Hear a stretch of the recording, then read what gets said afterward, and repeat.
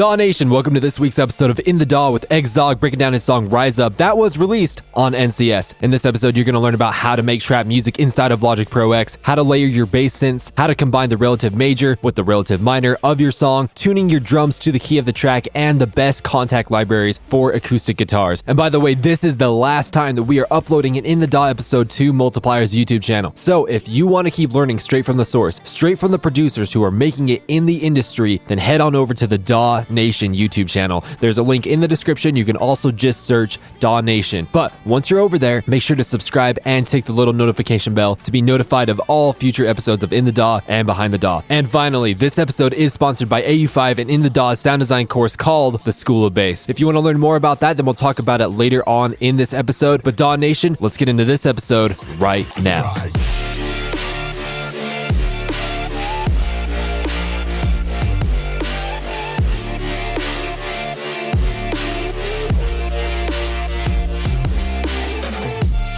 From the very inception of this song, where did it come from? Like, how did you come up with the idea to just sit down in a DAW and just start like creating ideas? Did you have a reference track? Like, how did this start? That was actually a rework of an old track of mine that was unreleased. I think the original was in E minor, and I think I switched this one to D minor. But yeah, it all started with the chord progression here. So you wrote out a chord progression before you did anything else?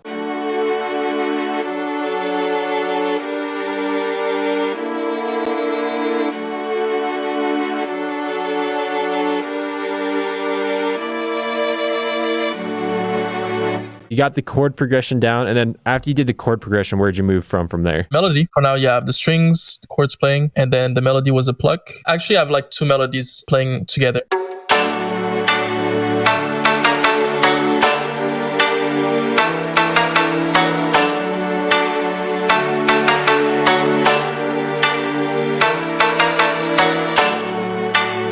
This was a sample. Yeah, I use Isotope Iris 2 for a sampler because the sampler in Logic is not really good, in my opinion. Like, you have variability on this one. So I just layered a few samples together. As you can see, I think there was one. Well, this one there was just one. And then here there was a second layer. I've never seen someone use Iris 2 as just a sampler. So that's really, really cool. Both together.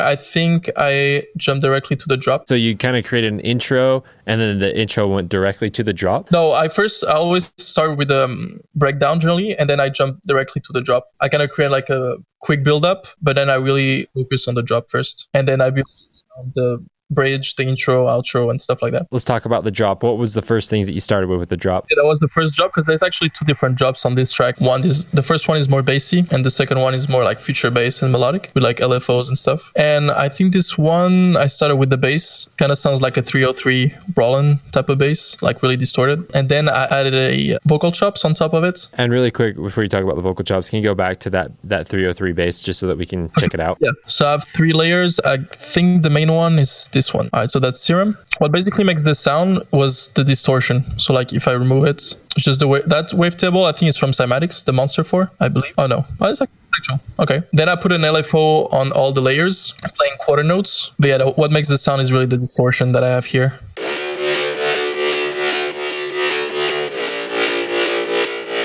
It's a really similar layer, but this one is the lower one.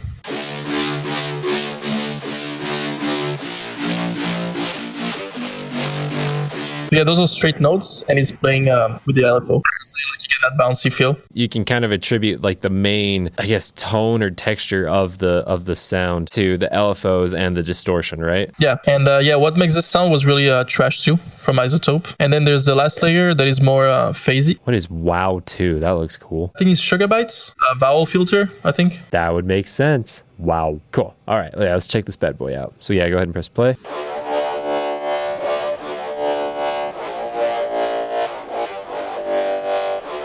So yeah, in this one there's like more phasing and flanger going on with Volcano and the wow also. So that was the foundation of the drop, these three layers together.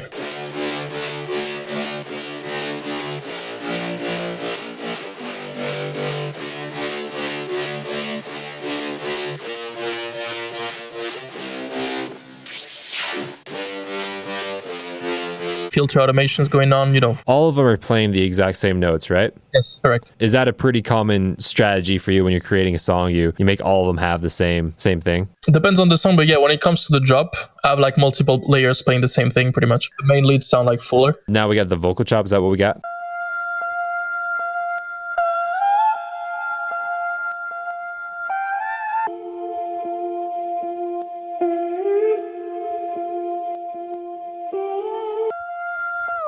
What I like about Logic is that you can do the breakdown effect just with the fader. See, then you select fade or slow down. When we were just listening to the vocals or the vocal chops right there, it sounds very happy and very, very major. But your song in the drop does not sound very happy and very major. What's going on here? The actual notes that the vocal chop is singing, they sound like major notes, like happy notes. But the drop sounds, dank and dirty and minor. Yeah, can you play all of them together?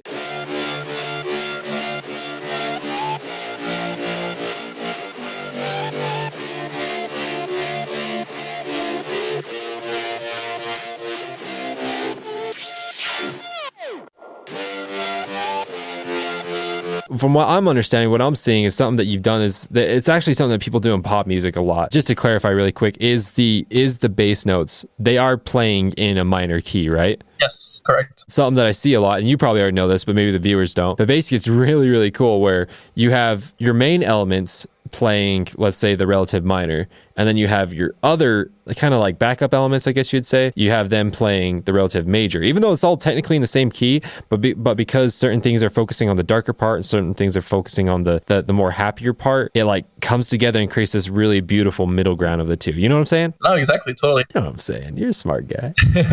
Tell me about Exhale, man. Oh yeah, so that was just a background noise. I think there was like just a vocal playing a one note. So I think the key of the track, I think it's D. Let me see. Yeah, it's D minor. So it's just ambient sound playing in the back. I can play. And is that from the Exhale plugin? Yes. Mm-hmm.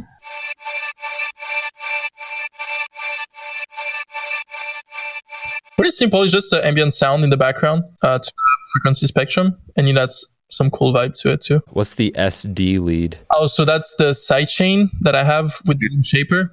So yeah, everything goes to the bus one, and everything gets sidechained with a MIDI clip here. Move on to the drums and the bass maybe. So I have the 808 here, just a sine wave. That was a preset from Seven Skies. And the thing that I do also to give some space to the kick, remove some attack from the 808 here. Like I see people like sidechaining and stuff, but I just go to the plugin and remove some attack. So I'll have some space for the kick to hit. Oh yeah, so we have pitch bend automations in the clip. Kind of gives it like the woo kind of thing, right? Slides, yeah.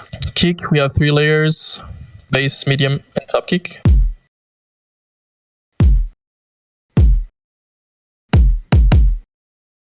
They'll go to the bus. I didn't do much processing because, they're all working well together. Just added a portion. Maybe I added a transient shaper, lower one, because there was a lot of low. The tail was like kind of long, so I just like make it shorter with the shaper. And where did you originally get the kick? Good question. I don't know, man. Some sample packs somewhere.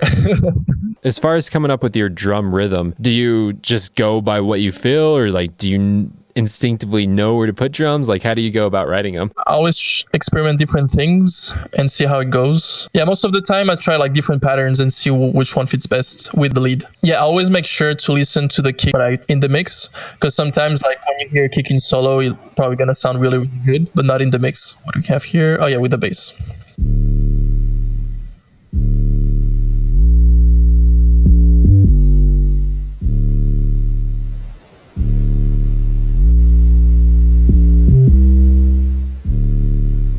Kick, and then the snare.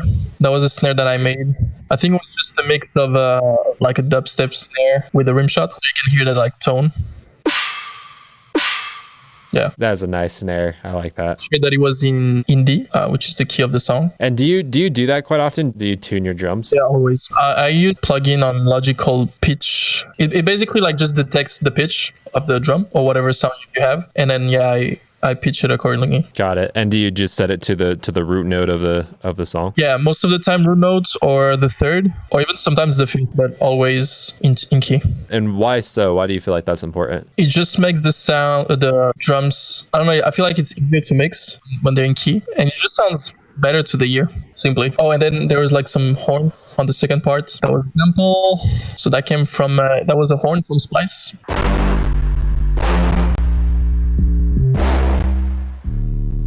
As far as you writing the drop and like constructing the drop, do you just kind of add it one element at a time? Like you completely flesh out an idea throughout the drop and then you go back and completely flesh out another idea? How does all that work? It really depends, but like in this case, I wanted the drop to be really simple and straightforward. So I mean, yeah, it was just all about having the right sound. But did you just start with one sound and then you flesh that out and then move to another sound? Oh yeah, I think on this one, I was scrolling through like some presets and I had like a similar bass sounds that I had like right now. And then I think I just remade the bass sound for the bass sound to fit with the song basically. Cool, man. Is there anything else in the drop that you want to talk about? Some automations here, low cut automations, reverb automations, from hi-hats, some pitch bend also going on in the hi-hats. I actually used a tambourine instead of a hi-hat. Let me see.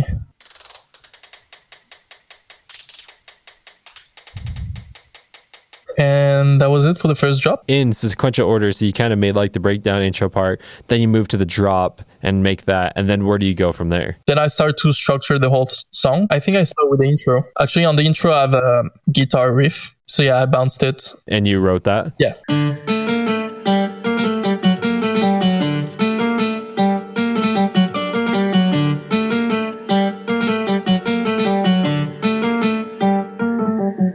Yeah, I wanted to have a little intro to be able to play it live. So the guitar was from Contact and from Omnisphere. Yeah, the guitar from Contact. Which one was that? Is it the strummed acoustic? I bet it was the strummed acoustic. Ah, dang it, it wasn't. I don't even remember where I got this from. It's called Evolution Modern Nylon. No worries, dude. I can see that you also have the Apollo cinematic guitars. Those ones are freaking wild too, right? And do this one too, the session guitarist stump acoustic. This one is really good. Like guitar chords. And I saw you also had scoring guitars from Heaviosity, which is also freaking beautiful. That's more so like electric guitar, right? You got some good libraries in here. Holy crap, dude. Here's a piano that I really like is, you probably know it, Una Corta. Una Corta. Oh yeah, dude. That one's beautiful. Did you know that they actually made like that? There's only one piano in the entire world like that, and they made it. Native Instruments made it and then recorded it. It's the only piano in the entire world like that. Yeah. I didn't know about that. That's crazy. They made it just to build the plugin? Yeah, like you can go watch the video on it on their website, like their promotional video. They actually made literally the entire thing. I didn't know that. But yeah, that's the guitar plugin that I used. I believe that was the lower one, and then the higher one was from Omnisphere.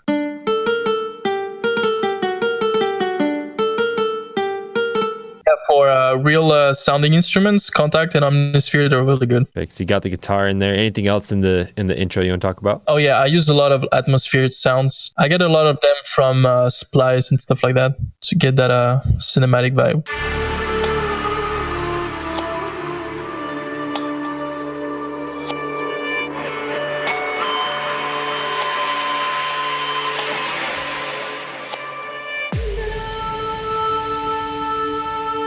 Actually, that vocal, like ancient vocal, or Eastern vocal, I would say. I think that was from Contact Library. Do you know it from what bank? Oh, was it freaking Vocalise? Oh man, I think it was either Vocalise or... Oh wait, what was that one at the very bottom? No, I think it was Vocalize. What was the one at the very bottom? It was like Eastern, yeah, Ethno World. What is that? Like Eastern Voices too, but it wasn't like that. Those are like more for like chants and stuff like that. Cool, so you got the intro down, we talked about the breakdown and the drop. What comes next after that? When I was working on the track, I had like the two drops were pretty identical and I found it like a little bit boring. So I just decided to switch the second drop. On the second drop though, I still use the bass sound from the first one.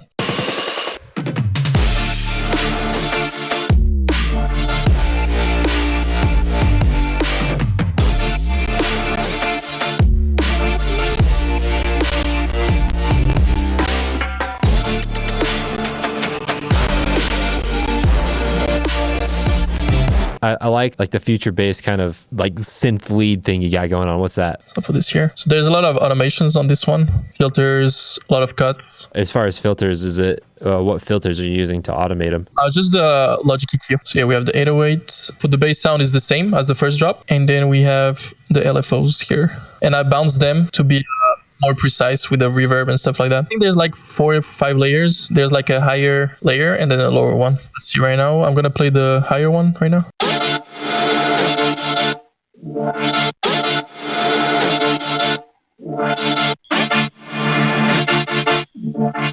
And did both of them come from Serum? Can we check out the presets of those? Just people just want to see the waveforms and all that kind of stuff. Good old Cymatics coming in for the win. So I think this one was Cymatics, and then I had like a second layer. This one was from another bank, I'm sure. Is it pretty common for you to find a preset and then just use the preset, or find a preset and tweak it? Like, what's your preferred workflow? It all depends. Like in a lot of songs, especially when they're like vocal driven songs, you know, they're not really about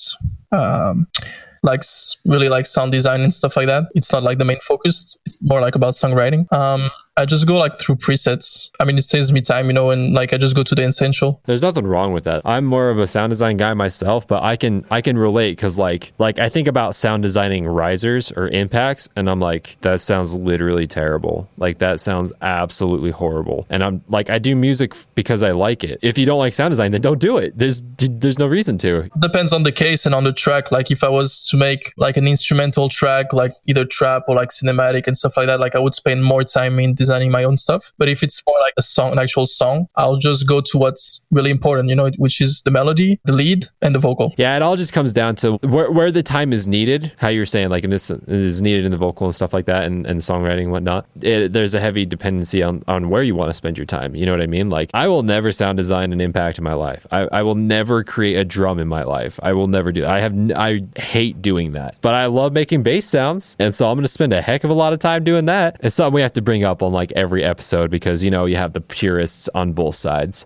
Yeah. And so it's like, guys. To make your own sounds and stuff like that. But again, I think it really depends on the project that you have going on. And again, like I feel like if it's a song, like a vocal track, I think you should focus more on like songwriting and stuff like that. So yeah, layer these, and then you can hear the reverb automation. When there's the silence, I bring all the reverb up. So we still have the vocal chop that is being cut as well. So on the second drop was basically a lot of arrangements, a lot of cuts, automations. Yeah, I play with the dynamics a lot. So there's a lot of parts where it's just the 808 playing and nothing else. Actually, you can see, see. So when I have like the slide, I have like a bass drop here and here. There's like nothing else playing except that and maybe the reverb also. Tail. To really emphasize like everything cuts out and you're letting the one thing shine, right? Mm-hmm. And yeah, and then a lot of fills. A lot of fills, holy crap.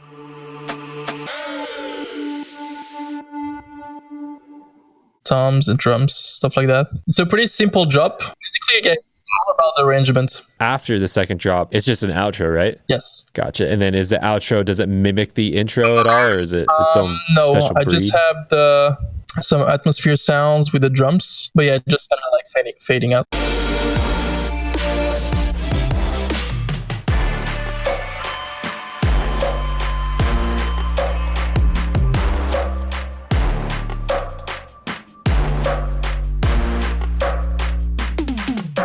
You know, I made it simple and because I wanted to leave space for the vocals. Where did the vocals come from? So I have 2 singers on the track. One is Veronica Bravo from Australia, female singer, and then I have the rapper Mime from Canada. She first wrote the lyrics, like the whole theme, Rise Up, and then I reached out to him and then he added the verses, the rap verses. I was listening to an old song, I think it was a remix of Don Diablo from like 2010 or something, but he had a rapper in the build-up and I really liked that idea, so that's where I got the inspiration from for this track, because then on this track he'll rap on the build-up as well. So yeah, let's see. So yeah, I bounced the whole vocal. And did you process any of the vocals, or did they come in processed? No, I processed the whole thing. So everything you see here, those are all vocal tracks. The harmonies, the leads, and then obviously I processed her vocal differently to the one of Mime. Just looking at it, I saw a plugin called JJP Vocals or something like that. What is that? That's from Waves. You gotta be careful with this plugin because like as soon as you turn it on, like it compresses a lot and the EQs are really strong. So like you gotta be careful with that. Cool.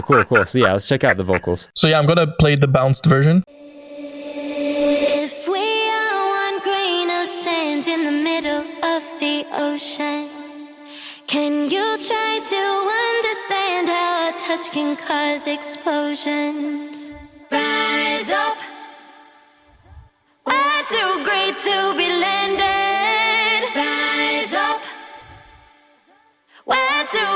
to be standard. They ain't never gonna stop us, flying by them like choppers.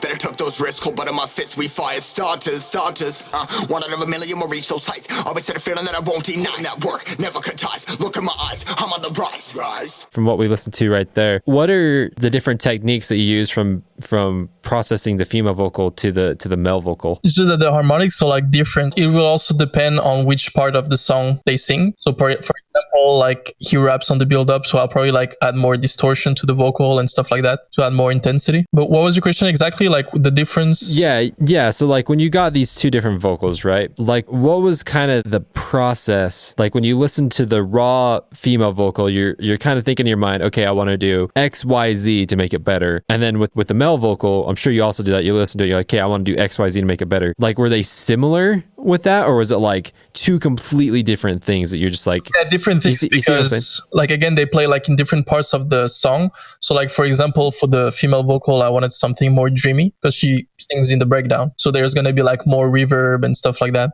whereas in the rap verses he sings in the build up, so it's going to be something more dry and more distorted. But then it all, the goal is to make it sound good in the mix. So obviously you're gonna clean the vocals with the EQs, the essers and stuff like that. Like first I always start with the cleaning process. Always I use also Isotope RX to like clean the clicks and the pops, stuff like that. Then I clean the unwanted frequencies with the EQ and the esser, and then I start like getting into the mix and start like coloring the vocal tracks with like different compressors and stuff like that. From doing these interviews for 2 years now, I completely agree that it's like by and large what people say is like when they get a vocal, basically it's really cool because you treat it just the way like you would if you were renovating a house, right? You go in, you clean up everything that you don't want there, and then you add to it. Then you start accentuating what's already there and then bringing things in that weren't there, right? So you clean up, accentuate, and then bring in whatever's not there that you want, right? Yep. Actually, on the master, I usually have a mono plugin